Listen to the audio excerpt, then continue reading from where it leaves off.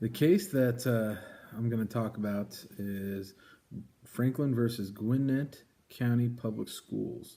This is an interesting case, which was appealed all the way to the Supreme Court. First, I'd like to tell you why the case was appealed all the way to the Supreme Court.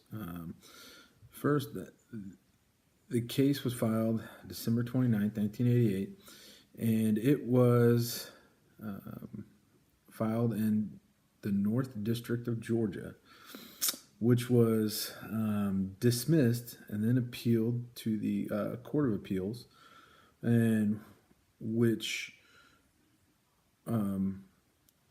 concluded that they were going to stay with the previous ruling, and then it was appealed all the way to the Supreme Court. The basis of the reason why the case was dismissed from the previous courts was that since this was a Title IX situation, which I'll get into here in a second, that Title IX is a law that never clarified that any that someone can't get any reparations for their for what they are for their complaint. After this went to the Court of Appeals, and they agreed with the decision of the North District of Georgia, the Supreme Court found, using a previous case from 1946, Cannon versus the University of Chicago, which supported, which reversed the decision of the Court of Appeals and supported that you can claim monetary damages from this action. A little backstory for this case is the plaintiff is Christine Franklin, who was a student at North Gwinnett High School, who had been sexually harassed by a teacher while she was a sophomore in high school. And she finally went to her administrators about the situation. They started a investigation right away, and during the investigation, the teacher resigned with the intent of the investigation stops right there, and that there will not be, they won't take any more steps in the case at the school. The school district went with that decision to stop the investigation as soon as the teacher left, and also they tried to persuade Christine Franklin not to press charges against the teacher, to which, after the fact, she then decided that she was going to press charges not against just necessarily the teacher, but against the school district for negligence on her part. After hearing this case, I totally agree with how Christine handled this situation. I mean, it's a terrible situation, and I think she had every right to go after this teacher,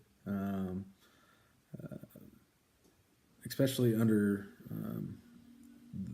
the law in Title IX.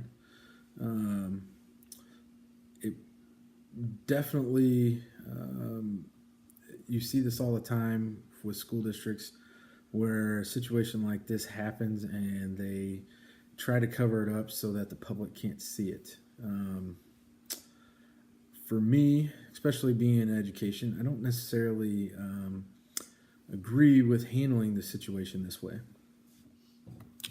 Since the school district handled it this way, you kind of think of it as like if you're an administrator put in this situation, I think you have to follow each of these cases all the way through.